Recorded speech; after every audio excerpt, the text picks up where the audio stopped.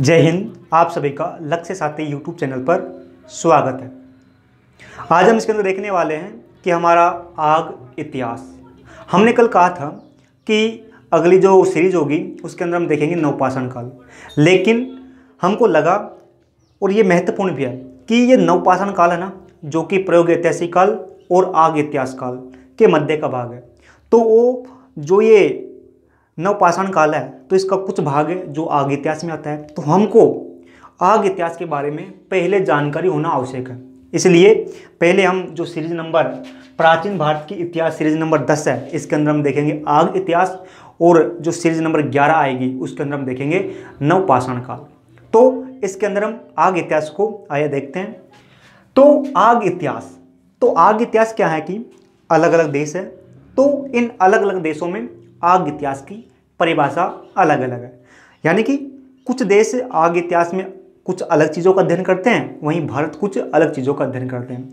यानी कि आग इतिहास पर जो कि विश्व के अनेक देश है वो एक समान नहीं मानते हैं, उनके अनुसार अलग है, और हम अलग देशों के अनुसार अलग अलग मत है।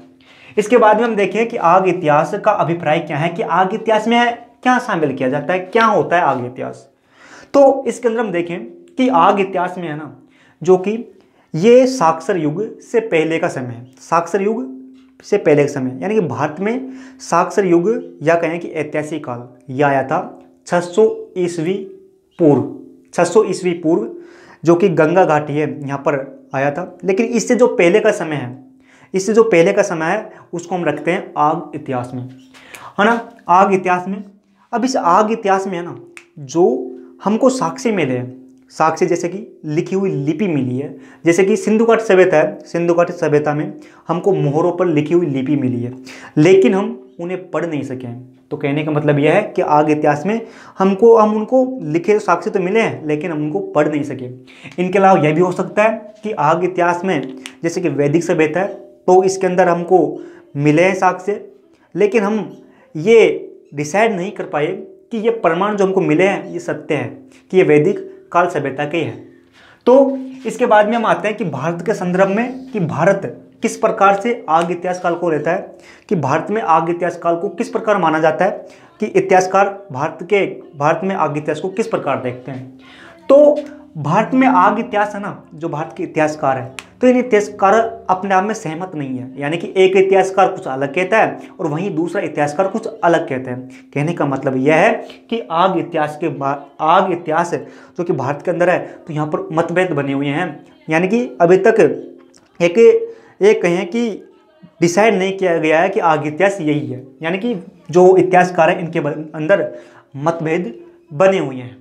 इसके बाद में हम देखें कि आग इतिहास, तो ये कब से कब तक आरंभ होता है, कि आग इतिहास है ना, आग इतिहास भारत के अंदर, कि जब भारत में कृषि करना आरंभ हुई, भारत के अंदर जब कृषि करना आरंभ हुई, जिससे खाद्य उत्पादन बढ़ा, कृषि करना आरंभ हुई, जो कि लगभग 5000 ईस्वी पूर्व के आसपास हो सकता है, लगभग, क्योंकि इतिहास में लगभग में हम जानते हैं, तो लगभग 5000 ईस्वी पूर्व से जब भारत के अंदर कृषि आरंभ हुई, तब से लेकर 600 ईस्वी पूर्व तक, 600 ईस्वी पूर्व में भारत में, जो कि साक्षर युग के नाम से जाना जाता है, 600 ईस्वी पूर्व, और 600 ईस्वी पूर्व से ऐतिहासिक युग आरंभ होता है। तो हम यह कहना चाह रहे हैं कि जब भारत के अंदर कृषि आरंभ हुई तो यह लगभग हुई थी 5000 ईस्वी पूर्व के लगभग, इससे लेकर 600 ईस्वी पूर्व तक इसका मध्य का जो काल है, जो इसका मध्य, इन दोनों का मध्य का जो काल है, इसको हमारे इतिहासकारों ने रखा आग इतिहास में। किसमें? आग इतिहास में। अब देखें कि भारत के अंदर जो आग इतिहास था, इसके अंदर कुछ संस्कृतियां भी थी। तो उन संस्कृतियों के बारे में देखें तो संस्कृतियों में जो पहले नंबर पर आती है, जो प्रमुख है, वो है हड़प्पा, या कहें कि सिंधु घाटी सभ्यता, या कहें कि हड़प्पा सभ्यता या सिंधु घाटी सभ्यता। तो सिंधु घाटी सभ्यता को हम खूब जानते हैं कि क्या है। तो सिंधु घाटी सभ्यता में हमको लिखावट मिली है, लिखे हुए प्रमाण मिले हैं, लिखी हुई साक्ष्य मिले हैं, जैसे कि मोहर है, मोहरों पर लिखावट की गई थी, लेकिन हम उस लिखावट का अर्थ नहीं निकाल पाए, उस लिखावट को हम पढ़ नहीं सके। इसके बाद में जब जैसे हड़प्पा या सिंधु घाटी सभ्यता जाती है, इसके बाद में भारत के अंदर जो उत्तर पश्चिमी भारत है, यहाँ पर वैदिक सभ्यता आरंभ होती है। तो जो वैदिक सभ्यता है, इस वैदिक सभ्यता में जो लिखा गया, पढ़ा गया है ना, लेकिन हम ये प्रमाण नहीं कर पाए कि जो लिखा गया, जो हमें ये मिले हैं, ये वैदिक सभ्यता का ही है।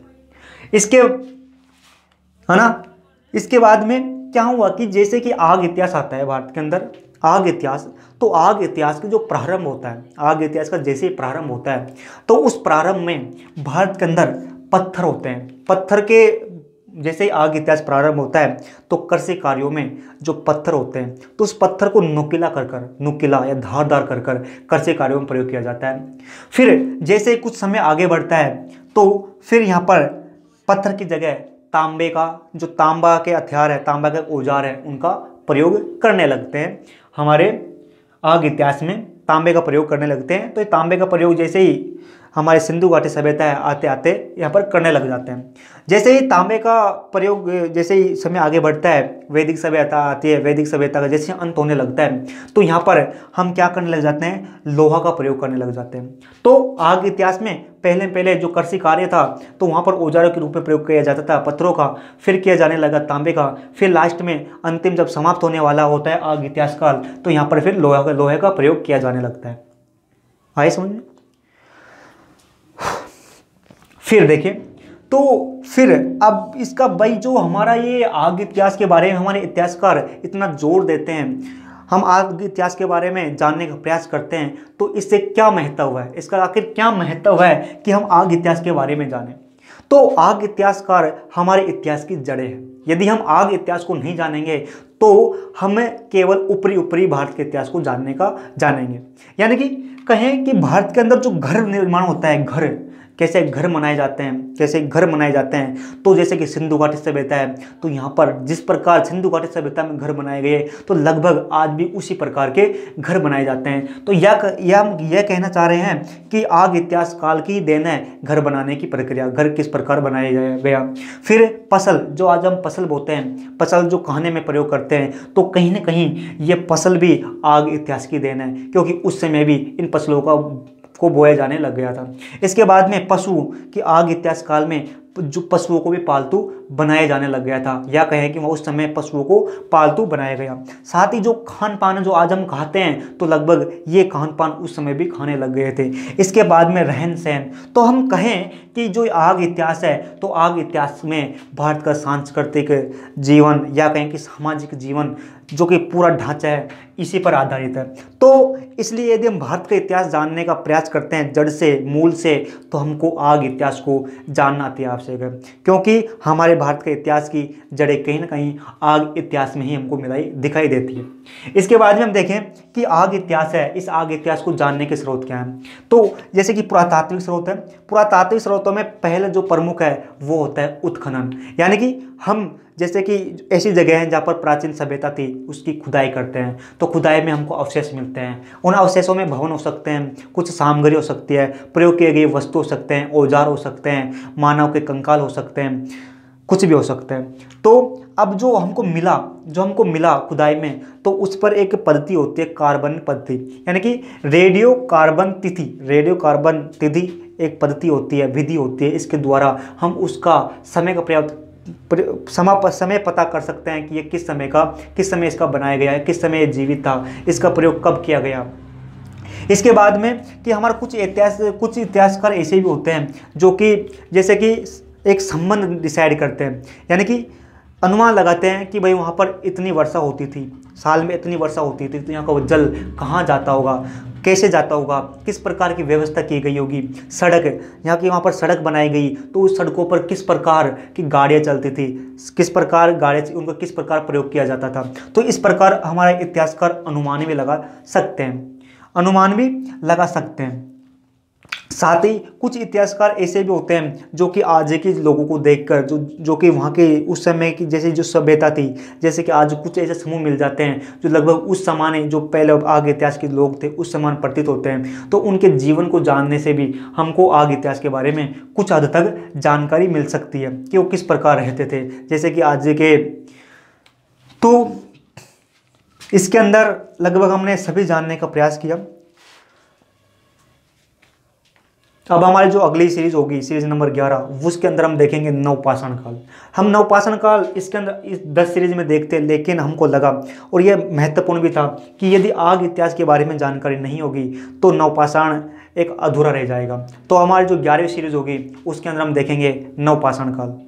तो शायद हमने अच्छा तरीके से समझाने का प्रयास किया, लेकिन फिर भी आपको लगता है कुछ कमी रह गई हो तो उसके बारे में बताना, उसको हम सुधारने का प्रयास करेंगे। तो फिर मिलेंगे। जय हिंद।